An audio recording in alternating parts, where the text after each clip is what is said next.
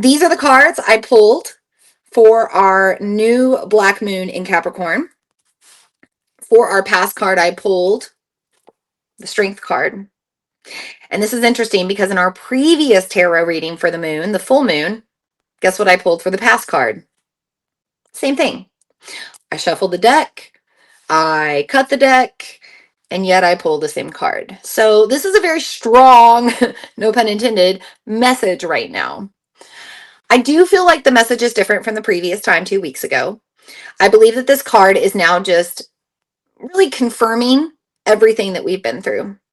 The jaw of the lion is being held by the woman here, representing the challenges that we've had to face and maybe pursue in a different way. There's also this very strong alpha masculine energy, and then this more yin, soft, feminine energy, representing the wholeness that we have had to accept within ourselves and the balance that we've had to find between yin and yang, masculine, feminine, expressing through voice and expressing through action, etc. There is red details here on the card. We have a red feather in the woman's hat and red squares on her cloak. The red feather is representing the action of the mind. The red squares on the cloak represent the physical action taken from the mindset.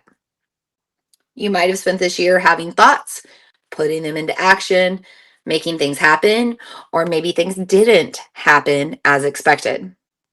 Mars, our planet of taking action and the masculine, is retrograde right now in Leo, and this is the Leo card.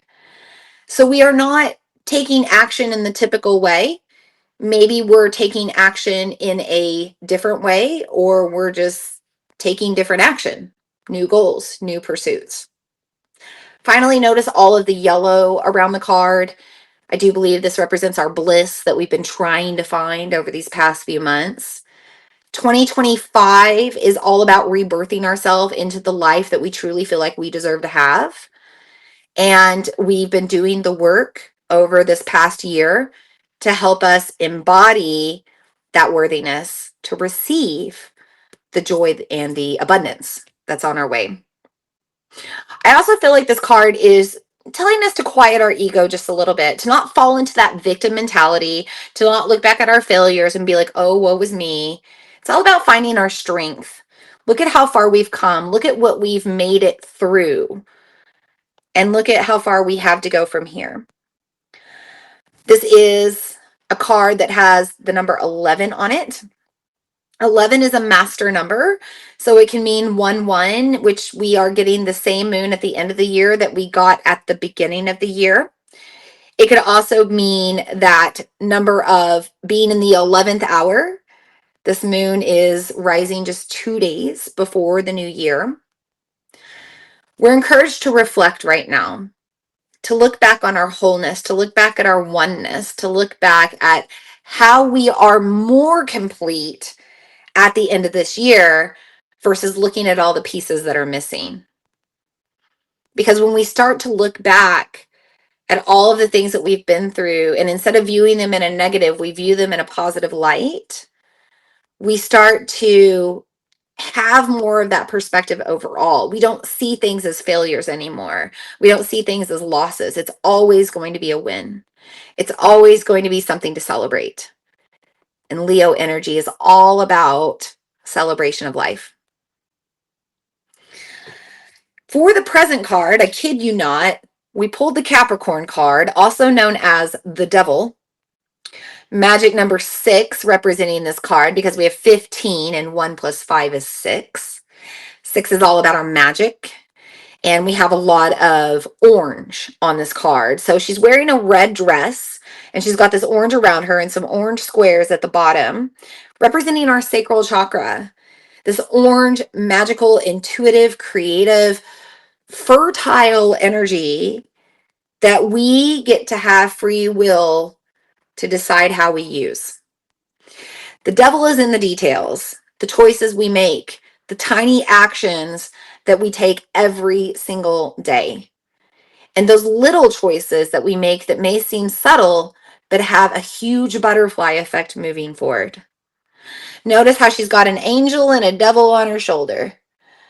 This is a card that is telling us that we have a choice to stay where we are, or to stay in this older version of ourselves that doesn't serve, or to stay in this victim mentality, or we can be more holy about the approach. We can have more light as we move forward. Every time we fail, we see it in a more positive light. We put a positive spin on it. And that's the action that we're going to have to take as we move through challenges ahead. Don't let one failure in the future end it all for you. Look back at the choice you made, maybe the mistake, learn from it, and then move forward from there.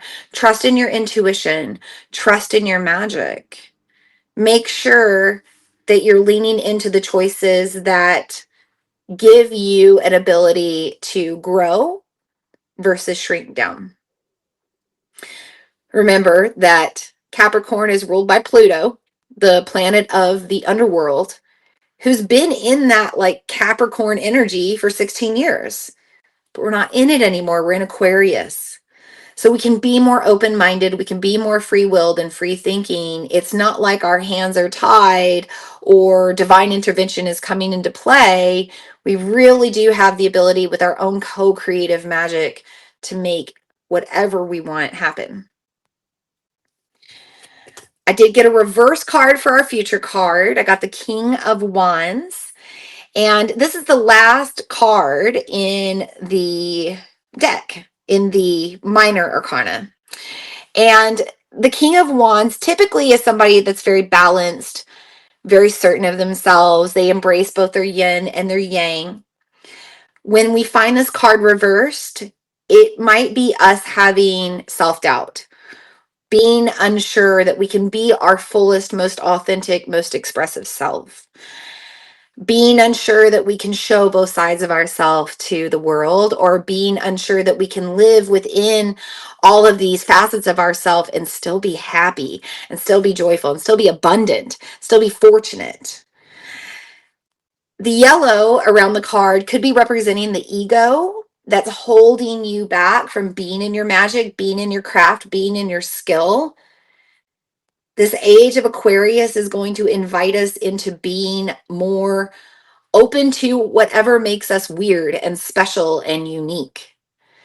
And wands in the tarot represent what makes us weird and special and unique, and how those crafts and gifts and skills can be used to better the world, bring more joy and bliss into the world, bring more joy and bliss into our world. But we have to get over this mindset, this rigidity. Notice how he's all, armored up here. We have to soften ourselves into that belief system that we can be who we are, that we can do what we want, that we can express ourselves, and that we can let our gifts shine without any repercussion. The King of Wands is a protection message because it's in reverse right now. And it wants to remind you that this is a potential outcome of your future. You can be guarded up. You can feel upside down. You can be hanging out in old worlds, old behaviors, old patterns, old lives.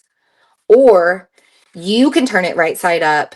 You can take action and you can believe in your magic and bring it out.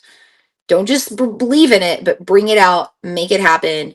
Start using your gifts, start using your skills, and you will start to rule your life. Fully enjoy, fully in bliss. I forgot that when you do a thumbs up, it does maybe it doesn't. I don't know. I don't know how it works, but there's your protection message for the future. I think it's the perfect one. And that is your reading for this new Black Moon in Capricorn.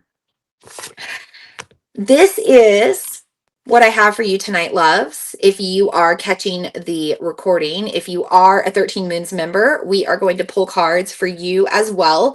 I'm going to pull from the Egyptian Tarot tonight, which is only major arcana.